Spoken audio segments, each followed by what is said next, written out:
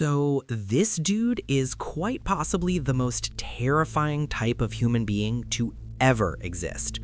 I'm not talking about a guy with a complex plan, or a guy with a specific type of victim, or even a guy who tried to hide what he was doing. I'm talking about a man who treated murder like it was just something to do to pass the time. A drifter, a ghost, a man who hopped trains from state to state, killing completely random people, men, women, children, entire families, just because they happened to be in his path. We are talking about Tommy Lynn Sells. They called him the coast-to-coast killer, and for over 20 years, this guy was basically the Grim Reaper of the American highway system. He didn't care who you were. He didn't care if you were rich, poor, young, or old. If he saw you and the mood struck him, that was it. Game over. And the worst part? He got away with it for decades because he didn't follow any rules. He had no pattern. He left no trace. He was just a shadow that moved through your town, destroyed a family, and then jumped on a freight train to be 500 miles away by morning. You're about to hear a story that is going to make you want to double check your locks tonight. Actually, scratch that. You're going to want to triple check them. The origin of a monster. So, how do you make a guy like this? Do you bake him in a lab? Is it a government experiment gone wrong? Nah, usually it starts the way a lot of these nightmare stories start, with a childhood that sounds like it was written by Stephen King on a bad day. Tommy Lynn Sells was born in Oakland, California, back in 1964, and right out of the gate, life was throwing hands. He had a twin sister named Tammy, but tragically, when they were just 18 months old, they both contracted meningitis. Tammy died. Tommy survived. And you have to wonder, right from the start, was there some kind of survivor's guilt? Or did the illness mess with his brain chemistry? Because let me tell you, the wiring in this guy's head was faulty from day one. He didn't have a stable home. He was bounced around between relatives, living with an aunt in Missouri for a while, then back with his mom. And this is where the nature versus nurture debate usually comes in, right? Because the environment this kid grew up in was absolute trash. We're talking about a level of dysfunction that most of us can't even comprehend. By the time he was 8 years old, he was already hanging out with a local man named Willis Clark. Now, I don't want to get too graphic here because YouTube will demonize me faster than Sells jumped a train, but let's just say this friendship was abusive in every single way you can imagine. Sells later claimed this was the turning point. This was when he realized that the world was a violent, predatory place, and if you weren't the predator, you were the prey. Does that justify what he did later? Absolutely not. Plenty of people go through hell and don't turn into monsters. But for Tommy, this was the fuel. This was the start of the fire. The drifter life. By the time he was a teenager, Tommy Lynn Sells was done with society. He was done with rules. He was done with being normal. At 14 years old, he hit the road. Now, pause for a second. Think about what you were doing at 14. Trying to beat a level in a video game, worrying about homework. This kid was homeless, hitchhiking, and hopping freight trains across America. He became invisible. This is crucial to understanding why he was so hard to catch. In the late 70s and 80s, you didn't have cameras on every corner. You didn't have DNA databases linking everything together instantly. If a homeless guy killed in Idaho and then showed up in Florida 3 days later, nobody connected the dots. Sells realized this. He realized he could do whatever he wanted. He became a chameleon. He worked odd jobs, carnival worker, mechanic, laborer. He'd roll into a town, work for a few weeks, get some cash, maybe steal some stuff, and then bounce. And somewhere along the line, the stealing turned into killing. The early kills. Sells claimed his first murder happened when he was just 15. 15! He says he was in Mississippi, saw a guy doing something bad to a kid, and killed the guy. Now, is that true? Who knows? Sells was a notorious liar. He loved the attention. He would later claim to have killed up to 70 people. 70! Let that number sink in. If that's even half true, he's one of the most prolific serial killers in history. But because he moved around so much, police could never pin him down. One of the earliest confirmed horrors happened in St. Louis, 1983. Sells was about 18 or 19. He breaks into a home. Inside is 33-year-old Colleen Gill and her 4-year-old daughter, Tiffany. Now, usually a burglar sees people and runs, right? You're there for the TV, not a life sentence. But Sells wasn't a burglar. Not really. He was a predator who used burglary as an excuse. He beat both of them to death, a mother and her 4-year-old child. And then he just left. He drifted away. No fingerprints on file, no DNA technology back then to catch him. He was just a shadow that moved through your town, destroyed a family, and then jumped on a freight train to be 500 miles away by morning. Tell me in the comments, how does someone do that? How do you look at a 4-year-old child and decide to end their life and then just grab a sandwich and hop a train? It's a level of evil that feels alien. It feels like he's not even the same species as us. By 1985, Sells is working at a carnival, which, let's be honest, is already the setting for every horror movie ever. He meets a woman named Ina Court in Missouri. Ina has a little boy named Rory. Sells charms his way into their lives. See, that was the scary thing about him. He wasn't always a raving lunatic. He could be charming. He could be that down-on-his-luck guy who just needs a meal and a place to crash. He played the sympathy card. Oh, I've had a hard life. I'm just trying to get by. Ina invites him over. And what does Sells do? He waits until they're asleep. Then he kills them both. He used a baseball bat. I need you to understand the brutality here. This wasn't quick. This wasn't painless. This was rage, pure, unadulterated rage taken out on strangers who had shown him kindness. And again, he vanishes. The carnival moves on, Sells moves on. The Dardeen Family Massacre. If you think you have a strong stomach, you might want to skip this section. Seriously, this is the part of the story that haunts detectives to this day. This is the crime that makes you question if humanity is even worth saving. It's November 1987, Ina, Illinois, a tiny town, the kind of place where nobody locks their doors because things like that don't happen here. The Dardeen family lives in a mobile home near the highway. Russell Dardeen, his pregnant wife Ruby Elaine, and their 3-year-old son Peter. Sells is in the area. He's just passing through. He sees the mobile home. He decides to stop. What happened next it's beyond words. Sells breaks in. He ties up the family. He shoots Russell, but he doesn't stop there. He takes a baseball bat, again a bat, and he beats Ruby Elaine. Now Ruby is pregnant, very pregnant. During the assault, she actually goes into labor. She gives birth to a baby girl right there in the middle of this massacre. And Sells, this monster, he kills the newborn baby too. He killed the father. He killed the pregnant mother. He killed the 3-year-old son. And he killed the newborn baby who had been alive for maybe minutes. Then he stole their car and drove off. For years, police had no idea who did it. They suspected the father, Russell, at first because they couldn't find his body immediately. It was found later in a field. The town was terrified. People were buying guns, locking doors, looking at their neighbors with suspicion. Meanwhile, Tommy Lynn Sells was probably 3 states away, drinking a beer, not giving a single care in the world. Does this make your blood boil? Because I'm sitting here reading this research and I literally want to punch a wall. It's the unfairness of it. This beautiful family destroyed in an hour by a guy who didn't even know their names.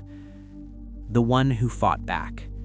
Fast forward to 1992, West Virginia. Sells is doing his usual routine. He's panhandling under a bridge, will work for food. A 19-year-old woman named Fabienne Witherspoon sees him. She's kind, she has a good heart. She thinks, oh, this poor man, let me help him. Real quick, hit subscribe right now if you want to support the channel, because the algorithm hates true crime, but we love it. Fabienne tells Sells to wait outside her house while she goes in to get him some food, but Sells doesn't wait. He forces his way inside. He grabs a kitchen knife. He corners her in the bathroom. He attacks her. But Fabienne Witherspoon, she wasn't having it. She wasn't going to be another statistic. She fights him, and I mean she fights. She grabs a ceramic duck, yes, a ceramic duck, and she smashes it over his head. She wrestles the knife away from him. She stabs him. She cuts him. Sells is shocked. He's used to victims who freeze. He's used to being the one in control, but this 19-year-old girl is absolutely wrecking him. She fights him off long enough to run to a neighbor's house. Sells, bleeding and probably terrified, tries to run away, but he's hurt bad. Police catch him. Now, here is the most frustrating part of the entire story, the legal system. Sells is arrested. He's charged with malicious wounding. He should have been put away for life. He's a drifter with a history of violence, but he takes a plea deal. He gets 5 years. 5 years. He serves his time. He gets out in 1997. And what does he do? Does he rehabilitate? Does he become a productive member of society? Of course not. He goes right back to killing. The patternless monster. This is what made him the coast-to-coast killer. He was everywhere.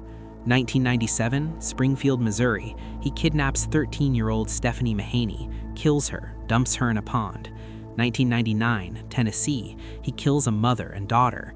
1999, Kentucky. He kills Haley McCone. 1999, Oklahoma. He kills Bobby Lynn Wofford. Do you see the timeline here? Once he got out of prison, he went on a rampage. He was making up for lost time. He was crisscrossing the country, leaving bodies in ditches, in woods, in homes. He killed men, he killed women, he killed kids. He used guns, he used knives, he used his bare hands, he used bats. There was no signature. The only signature was death. Police in Kentucky didn't talk to police in Texas. Police in Missouri didn't talk to police in Illinois. To them, these were all separate, unsolved cases. Nobody realized it was one guy. The final mistake. It's New Year's Eve, 1999. The millennium is about to turn.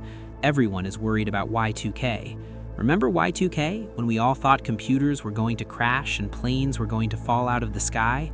Tommy Lynn Sells is in Del Rio, Texas. He's living in a trailer with a new girlfriend. He's trying to play normal again, but the itch is there. The monster is scratching at the door. Down the street live the Harris family, a nice family. They have a 13-year-old daughter named Kayleen, and on this night, Kayleen has a friend sleeping over, 10-year-old Crystal Searles. The girls are in Kayleen's bedroom. It's late. The parents are asleep in another part of the house. Sells breaks in through a window. He's got a knife. He goes into the bedroom. This part is hard to tell. He attacks both girls. He slashes their throats. Kayleen Harris dies. But Crystal Searles, this 10-year-old girl, is made of something different. She's hurt badly. Her throat is cut. She's bleeding. She's terrified. But she plays dead. She holds her breath. She waits. Sells stands over them, watching, waiting to make sure they're gone. Crystal doesn't move. She doesn't flinch. She lies there, next to her dying friend, and she pretends to be a corpse. Sells buys it. He thinks he's done. He leaves the house. As soon as he's gone, Crystal gets up. She's holding her own throat together with her hands. She walks. She doesn't run. She walks because she's losing so much blood. She walks to the neighbor's house. She bangs on the door. The neighbors wake up. They see this little girl covered in blood. They call 911. Crystal is rushed to the hospital. Doctors save her life. It's a miracle she survived. But Crystal did more than just survive. She remembered. The sketch that stopped a serial killer. Crystal Searles is the hero of this story. Let's make that very clear. Without her, Tommy Lynn Sells would have kept killing. He would have disappeared again. Crystal sat down with a police sketch artist.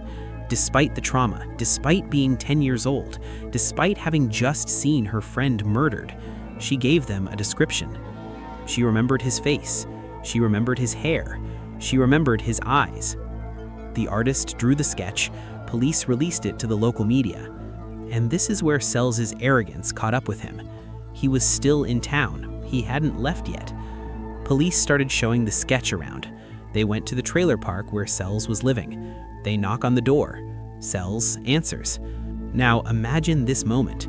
Sells opens the door and the cops are holding a drawing that looks exactly like him. But Sells is a smooth talker.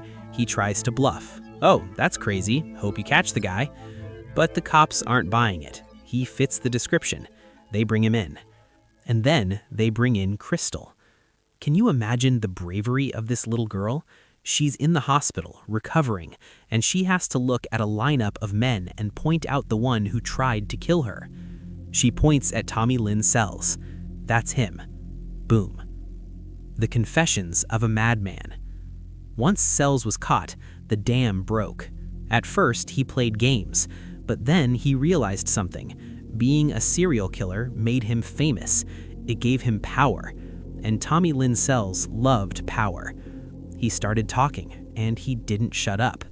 He confessed to the Harris murder. Then he started confessing to others. He told them about the Dardeen family in Illinois. He knew details that only the killer would know. He described the layout of the trailer. He described the victims. He told them about the girl in the pond. He told them about the mother and daughter in Tennessee. He was like a tour guide of his own atrocities. "Oh yeah, I did one in Kentucky, I did one in West Virginia, I did one in Nevada." Police were scrambling. They were reopening cold cases from 10, 15, 20 years ago. Families who had spent decades wondering who and why finally got answers. But there was a problem. Sells was a liar. He started confessing to crimes he didn't commit just to mess with the cops, or to get better food, or just to stay relevant. Police had to sift through his lies to find the truth, but the truth they found was horrifying enough. They confirmed at least 22 murders. 22! And Sells claimed there were many, many more. "I stopped counting," he said. The mind of the devil. Psychologists tried to analyze him. They diagnosed him with everything in the book: antisocial personality disorder, psychosis, bipolar disorder. But at the end of the day, do labels really matter? He was evil. He enjoyed causing pain. In interviews from prison, he was chilling. He didn't show remorse. He didn't cry for his victims. He talked about killing like you or I would talk about doing laundry. He said things like, "I'm a hatred person." He said, "I have no feelings." He described the urge to kill as a hunger. He said he would just get a feeling and he had to do it. Is this guy cooked or what? Tell me in the comments, do you think people are born this way, or did his childhood make him this way? Because honestly, looking at his rap sheet, it feels like he was just a demon in a skin suit. The trial. The trial for the murder of Kayleen Harris was intense. The star witness, Crystal Searles. She walked into that courtroom. She sat on the stand and she looked Tommy Lynn Sells right in the eye. He tried to intimidate her. He glared at her, but she didn't flinch. She told the jury exactly what he did. The jury didn't need long. They found him guilty, and when it came time for sentencing, it was a no-brainer: death penalty. Sells didn't seem to care. He even taunted the victims' families. He was defiant to the end. The end of the line. On April 3rd, 2014, Tommy Lynn Sells was executed by lethal injection in Texas. He declined to give a final statement. Maybe he finally ran out of lies. Or maybe he just wanted one last act of defiance: silence. As the drugs took effect, witnesses said he snored. He just went to sleep. It seems too peaceful, doesn't it? After everything he did, after the terror he inflicted on the Dardeen family, on the Gills, on Kayleen Harris, he just went to sleep. But at least he was gone. The coast-to-coast killer was no more. The aftermath. So what do we learn from a guy like Tommy Lynn Sells? First, we learn that the system had massive holes in it. He slipped through the cracks for 20 years because police departments didn't share information effectively. Today, with DNA databases and better communication, a guy like Sells would hopefully be caught much sooner. Second, we learn about the resilience of survivors. Fabian Witherspoon fought him off with a ceramic duck. Crystal Searles held her own throat together and walked to safety. These women stared death in the face and said, "Not today." But mostly, this story is a reminder of the randomness of evil. Sells didn't target people because of who they were. He targeted them because they were there. because a window was unlocked, because a door was open, because he needed a ride. It's terrifying to think about. We like to believe that if we follow the rules, if we're good people, we'll be safe. But Tommy Lynn Sells proved that sometimes monsters just appear out of nowhere. Conclusion. This case messed me up, guys. The sheer volume of victims, the brutality, the fact that he traveled thousands of miles, leaving a trail of blood across America. If you're watching this alone, maybe turn on an extra light tonight and double check that back door. If you made it this far, you're a legend. Hit that subscribe button so you don't miss the next deep dive into the darkest corners of humanity. We've got more wild stories coming up, and trust me, you don't want to miss them. Let me know in the comments, do you think the death penalty was justice for a guy like this, or did he get off too easy?